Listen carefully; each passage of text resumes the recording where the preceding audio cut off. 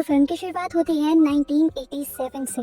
हम कुछ औरतों को रिचुअल करते हुए देखते हैं, जिसमें से एक लड़की अपने खून से भरे हुए हाथ नीचे तालाब में धो देती है। उसके ऐसा करते ही उसके पीछे खड़ी हुई सारी मास्क पहनी लेडीज अजीबोगरीब किस्म का डांस करने लग जाती हैं और कुछ मंत्र भी बोलती हैं। ये सारी मास्क पहनी हुई लड़कियां असल में अपने लीडर को फॉलो कर रही थी, जो भी मास्क पहने यहाँ एक छोटी सी पहाड़ी के ऊपर खड़ी थी। जिसके बाद लीडर रिचुअल करने वाली लड़की के चेहरे में बहुत सी नीडल्स टैप करती है और यहीं से सीन कट होकर हमें 2024 का सीन दिखाया जाता है, यानी कई सालों बाद का सीन, जहाँ पर दो बच्चे हनीफ और उसकी बहन बियान स्कूल से भागते हुए अपनी मॉम की शॉप पर आते हैं, जहाँ पे वो देखते हैं कि उनकी मॉम के पास अभी उनके अंकल भी आए हुए थे। बच्चों की मॉम टारी हमेशा की तरह अपने भाई को डांट रही थी, क्योंकि वो जॉब नहीं करता था और अक्सर पैसे लेने के लिए टारी के पास आ जाता था। पर वो लड़का कहता है, नहीं, मैं आपसे बस एक बहुत जरूरी बात करने आया हूँ।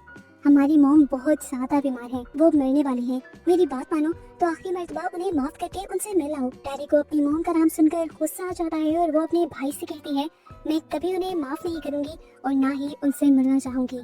उन्होंने तो बचपन में ही हमें लाचारों की तरह छोड़ दिया था। उसके बाद मुड़कर भी नहीं देखा कि हम जिंदा हैं या मर गए। तब कटार यानी उसका भाई कहता है, तारिक देखो, यही मौका है उनसे इन सारे सवालों का जवाब लेने का। तारी कटार की बात समझ आती है और ये सब लोग तारी की मॉम के घर के लिए निकल जाते हैं। रास्ते में हम देखते हैं कि कटार को बहुत से धमकी भरे मैसेजेस भी मिल रहे थे, क्योंकि उसने बहुत से लोगों के पैसे देने थे। खैर, दिखाया जाता है कि सुबह होते ही ये लोग तारी की मॉम के घर पहुंच गए थे, जहाँ जाते ही हनीफ बहुत ज्यादा हैरान हो जाता है, क्योंकि उनकी ग्रैंडमा का घर किसी महल जैसा था, जिसमें एक बड़ा सा स्विमिंग पूल भी था। हनीफ ने अपनी बहन बियान से कहा, मुझे लगता है कि हमारी ग्रैंडमा बहुत ही ज्यादा अमीर है। ये लोग अब अंदर जाते हैं तो इनके सामने सबसे पहले इनकी ग्रैंडमा की एक बड़ी सी पेंटिंग आ जाती है, उस टाइम की जब वो जवान थी और खूबसूरत थी। और इस टाइम भी उन्होंने अपने हाथ में एक लकड़ी का मास्क पकड़ा हुआ था। इन लोगों से आकर ग्रैंडमा की केयर टेकर मिलती है। ये लोग जब उनसे बात कर रहे होते हैं तो दिखाया जाता है कि ग्रैंडमा की तबीयत खराब हो जाती है। अब अजीब बात ये थी कि केयर टेकर उन्हें कोई भी मेडिसिन देने के बजाय यहाँ पे एक अजीब सा गाना प्ले कर देती है, और उससे भी अजीब ये होता है कि ग्रैंडमा की तबीयत ठीक हो भी जाती है। ये सब लोग अब ग्रैंडमा के रूम के अंदर गए तो हैरान रह गए, क्योंकि ग्रैंडमा टारी से यानी उनकी मॉम से भी कहीं ज्यादा यंग दिख रही थी, जवान दिख रही थी। हालांकि उनकी उम्र लगभग 70 साल थी। इस लिहाज से तो उन्हें बहुत बुढ़ा दिखना चाहिए था। अब डरते हुए ही बियान अपनी ग्रैंडमा के करीब जाती है तो वो अजीबोगरीब तरीके से उसका हाथ पकड़ लेती है, इतनी जोर से कि बियान को भी डर लग जाता है। अब टारी ने बियान का हाथ छुड़वाया था और उन्हें यहाँ से जाने को बोला था। बियान अब उस रूम में आई जो उसे और हनीफ को दिया गया था रहने के लिए। वो यहाँ पर हनीफ को ढूंढ रही थी, लेकिन एकदम से उसे दरवाजे के पीछे लाल रोशनी में एक शैडो दिखाई दिया। वो बुरी तरह डर गई, पर पता चला कि ये तो हनीफ ही था जो उसके साथ प्रैंक कर रहा था। इस टाइम बियान के पीछे उसकी मॉम टारी भी थी। ये सब लोग हंस देते हैं और टारी इन दोनों को बताती है कि इस रूम में ये जो रॉकिंग चेयर रखी हुई है ये ग्रैंडमा की है। इसी सब के दौरान दिखाया जाता है कि कटार पूरे घर की तलाशी ले रहा था और उसे एक कबर्ड में से बहुत सारे पैसे भी मिल जाते हैं। इसी कबर्ड में वही वुडन मास्क भी रखा हुआ था जिसे पहले हमने पेंटिंग में भी देखा है। रात होने पर केयर टेकर टारी और कटार से कहती है, मैडम की तबीयत 1 महीने से ऐसी है कि डॉक्टर्स भी जवाब दे चुके हैं। मुझे लगता है कि इन्हें किसी सोल ने प्रोसेस किया हुआ है, इसीलिए आज मैंने शैमन को भी बुलाया है। टारी जो इन चीजों पर बिलीव नहीं रखती थी उसे मना कर देती है। दूसरी तरफ अब हनीफ का वो टॉय जिससे वो बयान को तंग कर रहा था वो गुम हो जाता है, और जब बयान उसे ढूंढ रही होती है तो उसे ग्रैंडमा के बेड के नीचे से उसकी आवाज आती है। डरते हुए वो रूम में जाकर जैसे ही बेड के नीचे से कार्ड निकाल कर बाहर निकल ही रही होती है तो एकदम से ग्रैंडमा झटका लेते ही ऊपर से नीचे बयान के ऊपर गिर जाती है, और लगातार ग्रैंडमा को इस टाइम झटके लगते रहते हैं। बयान के जोर से चिल्लाने पर सारे यहाँ आ जाते हैं और कटार जल्दी से ग्रैंडमा को बयान के ऊपर से उठाकर बेड के ऊपर लेटाता है। एकदम से ग्रैंडमा फिर उठ बैठती है और कटार के ऊपर बहुत सारी वोमिट कर देती है। वो जो पैरालाइज थी उनका ऐसे उठना इनको डरा जाता है और ये लोग यहाँ पर शैमन को बुला लेते हैं। शैमन टारी को कुछ लीव्स देता है और कहता है कि तुम्हें इसे पीसते रहना है, जबकि कटार को वो एक नारियल देकर खड़ा कर देता है और कहता है कि जब जब मैं बोलूं तो तुम्हें ठीक इस नारियल के दरमियान में स्टैब करना है। अब शैमन ग्रैंडमा के पास जाकर अपना रिचुअल शुरू कर देता है। जैसे जैसे वो कुछ ना कुछ पढ़ता जा रहा था, ग्रैंडमा का जिस्म और ज्यादा तेजी से हिल रहा था, जैसे उनकी बॉडी तड़प रही हो। रिचुअल करते करते बार बार वो कटार को नारियल के अंदर स्टैब करने को कहता था, और जब जब कटार नारियल को स्टैब करता था ग्रैंडमा के चेहरे के अंदर से एक नीडल बाहर निकल आती थी। ऐसे ही करते करते बहुत सारी नीडल्स ग्रैंडमा के मुंह से बाहर निकलती हैं और जैसे ही सारी नीडल्स बाहर निकल जाती हैं तो ग्रैंड माँ की मौत हो जाती है। शॉकिंग सीन ये था कि उसके मरते ही उसकी बॉडी एकदम से जवान औरत से इंतहाई बूढ़ी औरत की बॉडी के अंदर ट्रांसफॉर्म हो गई और चंद सेकंड्स की ये ट्रांसफॉर्मेशन देखकर सबका मुंह खुला का खुला रह गया। शमिंग ने इन लोगों को बताया कि ग्रैंड माँ पहले किसी रिचुअल का हिस्सा रही थी और इन चार्म नीडल्स की वजह से उन्हें नेचुरल मौत नहीं आ रही थी। शेमन किडार को वो नीडल्स देकर कहता है कि इन्हें तुम्हें वहीं पहुंचाना है जहां से ये आई हैं। शेमन उन्हें ये भी कहता है कि क्योंकि ग्रैंड माँ ने अपनी बॉडी के साथ ही बहुत से एक्सपेरिमेंट किए थे और रिचुअल्स किए थे, इसलिए अब उन्हें जमीन में दफन नहीं किया जा सकता क्योंकि जमीन इन्हें एक्सेप्ट नहीं करेगी और ना ही उन्हें जलाकर उनकी राख को पानी में बहाया जा सकता है। ग्रैंड माँ की बॉडी को उसी तालाब में फेंकना होगा जहाँ पर वो रिचुअल करती रही है। शेमन इन लोगों को उस तालाब के बारे में भी बता देता है और कहता है कि ये काम तुम्हें आने वाले थर्सडे को करना है। तारी को बहुत ज्यादा गुस्सा आ रहा था। वो कहती है कि हमें ये सब करने की क्या जरूरत है। तब शेमन कहता है बगैर किसी सवाल जवाब के ये सब करना जरूरी है जो मैं कह रहा हूँ, नहीं तो मुसीबत तुम लोगों पर ही आएगी। अगले 7 दिन तक ग्रैंड माँ की बॉडी को यही तुम्हें संभाल कर रखना पड़ेगा और अगले थर्सडे को ही तुम उसकी बॉडी को वहाँ ले जा पाओगे। दिखाया जाता है कि बयान और हनीफ इस वाक़ये से बहुत ज्यादा डिस्टर्ब हो चुके थे। बयान तो बहुत ज्यादा डर भी रही थी। हनीफ उसे कहता है डरो नहीं, मैं हमेशा तुम्हारे साथ रहूंगा। जबकि अगले दिन कटारी और केयर टेकर मिलकर शेमन के कहे हुए तरीके के मुताबिक ग्रैंड माँ को नहलाने लगे थे। ऐसा करते हुए एकदम से ग्रैंड माँ बोल पड़ती है और कहती है मुझे छोड़ दो।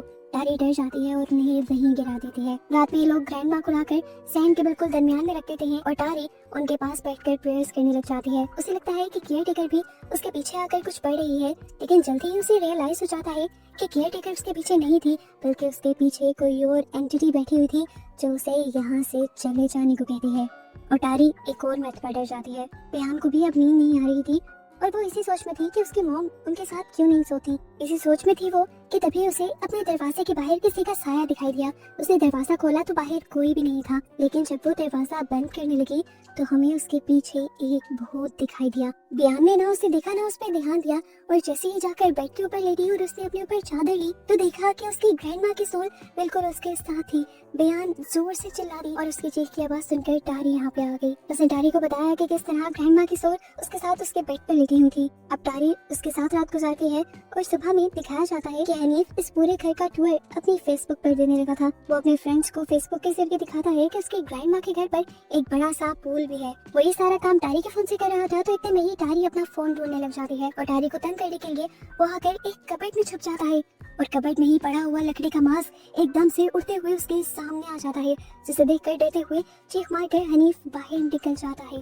उसकी चीख सुनकर बयान यहाँ आई थी। हनीफ बयान से कहता है देखो कबर्ड के अंदर क्या है, लेकिन बयान को कबर्ड के अंदर कुछ नहीं मिलता। रात में ही हम देखते हैं कि कटार को कुछ लोग मैसेज कर रहे थे क्योंकि उसने किसी के 40 मिलियन देने थे। सुबह होते ही वो टारी से बात करता है कि मॉम की विल के अकॉर्डिंग हम इस घर को बेच देते हैं, लेकिन टारी को ये बात सुनकर गुस्सा आ जाता है और कहता है अभी हमारी मॉम मरी है, 7 दिन नहीं हुए हम इस कम से बाहर नहीं निकले और तुम घर को बेचने की बात कर रहे हो, तुम्हें हमेशा पैसों की ही परवाह रहती है। तब कटार कहता है पहले कौन सा हम उनके साथ अटैच थे, हमें भी मूव ऑन करना चाहिए। अब हनीफ जिस मास्क से डरा था वो उस कबर्ड में से मास्क निकाल लेता है और ग्रैंड माँ की चेयर पर बैठकर झूलने लग जाता है। बयान उसके पास आती है और कहती है ये क्या कर रहे हो, तुम्हें पता है ये मास्क भी ग्रैंड माँ का है और ये चेयर भी। तुम्हें उनकी सोल के साथ इस तरह के मजाक नहीं करने चाहिए। तुम जानते तो हो कि किसी के भी मरने के बाद सोल 7 दिन तक उसी घर में भटकती रहती है। हनीफ को इन बातों पर यकीन तो नहीं था, लेकिन बयान के 100 मरतबा कहने के बाद वो चेयर से भी उठ जाता है और मास्क को भी जाकर कबर्ड के अंदर रख देता है। आधी रात को हनीफ की आंख खुलती है तो हनीफ देखता है कि बयान खुद ग्रैंड माँ की चेयर के ऊपर झूल रही थी। हालांकि दोपहर में तो बयान ने ही उसे डांटा था। हनीफ उससे कहता है प्लीज शोर मत करो, मुझे सोने दो, लेकिन एकदम से कोई उसकी चादर खींचता है। हनीफ जब अपना मुंह बाहर निकालता है तो बयान अजीबोगरीब तरीके से उसे घूर रही थी। हनीफ डर कर चिल्लाते हुए यहाँ से बाहर चला गया। बाहर जाते ही उसने टारी को बताया कि बयान को कुछ हो गया है। टारी जब रूम के अंदर आई तो उसने देखा कि बयान अपनी जगह पर सो रही थी और उसे तो यहाँ पर होने वाली किसी चीज के बारे में कुछ नहीं पता था। हनीफ अब डर चुका था। वो कहता है मैं बयान के साथ नहीं सोऊंगा। तो टारी कहती है ठीक है, आज मैं तुम लोगों के साथ सो जाती हूँ। टारी जब ब्लैंकेट उठाती है तो नीचे ग्रैंड माँ का लकड़ी का मास्क रखा हुआ था। हनीफ अब इन सबसे सॉरी कहता है इस मास्क को चुराने के लिए और प्रॉमिस भी करता है कि आइंदा के बाद वो कोई भी ऐसी चीज नहीं लेगा जो उसकी नहीं होगी। वो यहाँ पर टारी को ये भी बताता है कि जब जब वो इस मास्क को अपने ऊपर लगाता है तो उसे ग्रैंड माँ नजर आती है। फिर अब उसे इस जगह से डर लगने लगा है। टारी प्रॉमिस करती है कि हम जल्द ही अपने घर वापस चले जाएंगे। हनीफ अब बयान से डरने लगा था तो बयान को अच्छा नहीं लग रहा था। वो हनीफ से उस चीज की सॉरी कहती है जो उसने किया भी नहीं था और प्रॉमिस भी करती है कि मैं तुम्हारा हमेशा ख्याल रखूंगी। अब बच्चे जो रात भर सोए नहीं थे दोनों ही सोफा पर बैठे बैठे सो जाते हैं टारी जब ये देखती है तो वो केयर टेकर और कटार दोनों से कहकर जाती है कि तुम लोग बच्चों के पास ही रुकना, मैं सिर्फ टिकट्स लेकर आती हूँ क्योंकि हमें 3 दिन बाद अपने घर भी वापस जाना है। बच्चे जब सोकर उठते हैं तो डर जाते हैं और उन्हें समझ नहीं आती कि क्यों सब उन्हें इस हॉन्टेड घर के अंदर छोड़ गए हैं। हमें कटार को दिखाया जाता है जो बहुत ज्यादा दंग था और एक लड़की के साथ था। वो लड़की को बताता है कि उसकी माँ ने कोई रिचुअल किया था जिसकी वजह से उनके चेहरे के अंदर से बहुत सारी सोने की नीडल्स निकली है जिनको बेचते ही वो माला माल हो जाएगा। इसीलिए वो लड़की कटार के साथ लिमिट्स क्रॉस करने लग जाती है और कटार को बच्चों का ध्यान ही नहीं रहता। बच्चे उस डरावने घर के अंदर जाने को तैयार ही नहीं थे। उन्होंने फैसला किया था कि वो बाहर रहकर ही सभी लोगों का इंतजार करेंगे, लेकिन काफी टाइम से बयान को वॉशरूम जाना था। अब वो और कंट्रोल नहीं कर पा रही थी, इसीलिए वो हनीफ से कहती है कि तुम मेरे साथ चलो, हम दोनों एक बार वॉशरूम यूज करेंगे और साथ ही एक दूसरे को प्रोटेक्ट भी करेंगे। हनीफ के वॉशरूम यूज करने के बाद बयान वॉशरूम यूज करने लग जाती है और वो जब ज्यादा देर लगाती है तो हनीफ बार बार दरवाजे को नॉक करने लग जाता है। बयान जैसे ये दरवाजा खोलती है तो ये दोनों देखते हैं कि ग्रैंडमा की डेड बॉडी बिल्कुल उनके पीछे ठीक वॉशरूम के अंदर थी। ये दोनों डर जाते हैं और चिल्लाते हुए घर से बाहर भाग जाते हैं, जहाँ पर अब टारी भी आ गई थी जो इन दोनों बच्चों को पकड़ लेती है। अगली सुबह हम कटार को देखते हैं जो ग्रेवयार्ड के अंदर अपने सारे कपड़े उतार कर सोया हुआ था। जब उसकी आंख खुलती है तो वो जल्दी से सारे कपड़े पहन लेता है और चुपके से घर के अंदर जाने की कोशिश करता है, पर टारी उसे पकड़ लेती है और उसे खूब डांटती है बच्चों को अकेले घर छोड़कर जाने पर। टारी को उसके मुंह से अल्कोहल की स्मेल भी आ जाती है और उसका गुस्सा और ज्यादा बढ़ जाता है और कहती है मैं ही गलत हूँ जो बार बार तुम पर यकीन कर लेती हूँ। कटार बच्चों को इम्प्रेस करने के लिए कुछ गिफ्ट्स भी लेकर आया था, लेकिन बच्चे इन गिफ्ट्स को देखकर भी कटार से खुश नहीं होते। तो बच्चे बताते हैं आप तो हमें अकेला छोड़ गए थे और पीछे से ग्रैंडमा की बॉडी दोबारा जिंदा हो गई थी और उन्होंने हमें हॉन्ट भी किया, हमें डराया भी। रात होती है, टारी की जब आंख खुलती है तो वो देखती है कि बयान बिस्तर पे नहीं थी। वो रूम से बाहर गई तो उसने देखा कि उसके घर पे बहुत सारे मास्क पहने हुए औरतें आई हुई थी जो बयान के मुंह पर उसकी ग्रैंडमा का मास्क लगाकर रिचुअल कर रही थी। टारी जब बाहर आकर उसे उठाने की कोशिश करती है तो वे सारी औरतें उसके इर्द गिर्द घूमने लग जाती है और एक आवाज में उससे कहती है कि तुम्हें अपना प्रॉमिस नहीं तोड़ना चाहिए, अपनी बेटी के साथ जो हो रहा है उसे होने दो। टारी इन सारी औरतों को साइड पे करती है और जल्दी से जाकर बयान के मुंह से वो मास्क उतार देती है। उस मास्क के उतरते ही यहाँ से वो सारी औरतें भी गायब हो जाती हैं और टारी देखती है कि बयान बेहोश हो चुकी थी। जितना कुछ यहाँ पे हो चुका था, जितना कुछ टारी सह चुकी थी, वो और चीजों को खराब होने नहीं देना चाहती थी। वो सबसे पहले उस मास्क को जला देती है और फिर कटार से कहती है कि हम आज ही मॉम का फ्यूनरल करेंगे। कटार से कहता भी है कि हमें शेमन की बात का उलट नहीं करना चाहिए, एक ही दिन तो रह के आए। टारी कहती है एक दिन का इंतजार मैं नहीं कर सकती, एक दिन में न जाने क्या हो जाए। वो कहती है कि अगर तुम मेरा साथ ही दोगे तो मैं ये काम अकेले कर लूंगी। कटार ना चाहते हुए भी उसका साथ देता है और ये लोग उसका फ्यूनरल कर देते हैं। ये लोग जब ग्रेवयार्ड से घर वापस आ रहे थे तो बहुत ज्यादा तेज बारिश हो रही थी और जब ये लोग ग्रैंडमा के घर के पास गए तो एक बार तो उन्हें घर ही नहीं नजर आया और दूसरी बार जब देखा तो घर के बाहर बहुत बड़े बड़े शेडोज थे। ये डर गई और केयर टेकर इन्हें अपने घर ले गई। इनकी जब आंख खुली तो इन्होंने अपने आप को वापस उसी घर के अंदर पाया। इन्हें जगह जगह मोम की डेड बॉडी दिख रही थी, यहाँ तक कि वो तो कटार को उठाकर बाहर पे फेंक देती है। सुबह जब होती है तो कटार को हम पूल में देखते हैं, उसकी आंख सभी लोगों के पत्थर मारने पर खुलती है। रात को जो कुछ हुआ था सब लोग उससे डर गए थे। टारी उसे कहती है हम मॉम की बॉडी को वापस निकाल लाएंगे और जैसा शेमन ने कहा था वैसा ही करेंगे। मुझे लगता है कि वो करने के बाद शायद किसी को कोई नुकसान ना पहुंचाए। मॉम कटार और टारी जल्दी से ग्रेवयार्ड के अंदर जाते हैं और उसकी बॉडी को निकाल कर उसी पूल के अंदर डाल आते हैं जहाँ पर मूवी के स्टार्ट में उसने रिचुअल किया था। कटार यहाँ पर नीडल्स का पाउच भी उसी के साथ बहा देता है और ये लोग फाइनली घर वापस आ जाते हैं। टारी सुबह को वापस अपने घर जाने के लिए पैकिंग करना शुरू कर देती है, लेकिन ऐसे ही करते हुए उसे अपने सामान में से वही मास्क मिलता है जो उसकी मोम का था। ये मास्क तो उसने जला दिया था। हैरान होकर उसने मास्क उठाया तो मास्क उसी मुंह की तरफ खींचा चला गया और उसने ये मास्क अपने मुंह पर लगा लिया और मास्क को लगाते ही उसे अपनी मॉम की पूरी लाइफ की वियन आने लगी। पता चला कि जब टारी पैदा हुई थी तो उसकी मॉम उसे दूध नहीं पिला पाती थी। हालांकि उसके हस्बैंड बहुत ज्यादा सपोर्टिव थे, लेकिन टारी की मॉम को ये बात बर्दाश्त नहीं होती थी कि वो अपने बच्चों को दूध नहीं पिला सकती। इसलिए उसने उस रिचुअल का सहारा लिया। इस रिचुअल की वजह से इन बच्चों के डैड भी मारे गए। टारी की मॉम की एक गलती ने उन्हें यहाँ तक पहुँचा दिया कि उन्हें अपने ही बच्चों को घर से निकालना पड़ा, क्योंकि उनका किया गया रिचुअल अब और ज्यादा सेक्रीफाइसेस मांग रहा था और टारी की मॉम अपने बच्चों को सेफ रखना चाहती थी। अब टारी को अपनी मॉम की सोल शीशे में नजर आती है जो उससे माफी मांग रही थी। उसे कहती है कि मैंने तुम्हें इसलिए निकाला था कि तुम्हारे ऊपर उन नीडल्स का कर्ज ना आ जाए। मैं इस कर्ज को अपने साथ लेकर मरना चाहती थी। जिन्होंने रिचुअल किया था उस रिचुअल के बदले वो तुम्हें अपने साथ लेकर जाना चाहते थे और कटार को मार देना चाहते थे। रोते हुए वो सोल टारी से कहती है कि अभी भी वक्त है, प्लीज तुम इस कर्ज को खत्म कर दो। टारी पूछती है कि मुझे क्या करना होगा तो उसकी मॉम बताती है कि तुम्हें वो चार्म नीडल्स वहीं फेंकनी है जहाँ पर रिचुअल हुआ था, और इसके बाद तुम इस मास्क को तोड़ देना और उसके बाद कभी इस जगह पर वापस लौट के न आना, और ये सारा काम तुम्हें कल शाम के खत्म होने से पहले पहले करना है। वो टारी को उनकी प्रोटेक्शन के लिए एक स्पाई भी बताती है और उसके बाद टारी देखती है कि उस सोल को एक मास्क पहनी हुई औरत खींच कर ले गई है। टारी गुस्से में कडार के पास जाती है और उससे कहती है, झूठे इंसान, तुमने वो नीडल्स भी बदल दी। तुम्हें पता है कि उसकी वजह से हम कितनी बड़ी मुसीबत में आ सकते हैं। तुम इतना खुदगर्ज हो कि तुमने अपना कर्जा देने के लिए हम सबकी जान खतरे में डाल दी। टारी के डांटने के बाद कडार उसे नीडल्स निकाल कर दे देता है। ये लोग जब बाहर जाते हैं तो देखते हैं कि हनीफ और बयान दोनों ही छत के साथ लगे हुए थे। एकदम से कोई चीज उन्हें छत से नीचे फेंक देती है। तेज तूफान चलता है और तूफान इन बच्चों को बाहर खींच कर ले जा रहा होता है। बयान को तो ये लोग बचा लेते हैं, लेकिन हनीफ को ये बचा नहीं पाए थे क्योंकि हनीफ को कोई ना दिखने वाली पावर उठा कर बाहर ले गई थी। टारी समझ गई कि अगर उसे अपना बेटा वापस चाहिए तो उसे फौरन वो नीडल्स उस तालाब में बहानी होगी। बयान को वो केयर टेकर के पास छोड़कर अपने मिशन के लिए निकल जाते हैं और बयान जाते हुए अपनी मॉम से कहते हैं कि याद रखिएगा हनीफ को वापस आना है और आप उसे लेकर आएंगी। तालाब के पास जाते ही टारी उन नीडल्स को उन तालाब में फेंक देती है और साथ में वो स्पेल भी बोलती रहती है जो उसे उसकी मॉम ने बताए थे। नीडल्स के गिराते ही तालाब में से एक आवाज बोलती है कि हम वही ले रहे हैं जिसका हमने उससे वादा किया था। तालाब के अंदर ये लोग हनीफ की बॉडी को भी देख पाते हैं। ये देखकर कडार रोने लग जाता है और कहता है कि हनीफ को छोड़ दो, वो मासूम है, इसके बदले चाहे तो मेरी जान ले लो। उसके कहते ही हनीफ पानी से बाहर निकलने लगता है। टारी और कडार दोनों ही पानी में जंप कर देते हैं और तैरते हुए हनीफ को बाहर निकालते हैं। टारी हनीफ को होश दिलाने में लग जाती है और वो ये तो देखते ही नहीं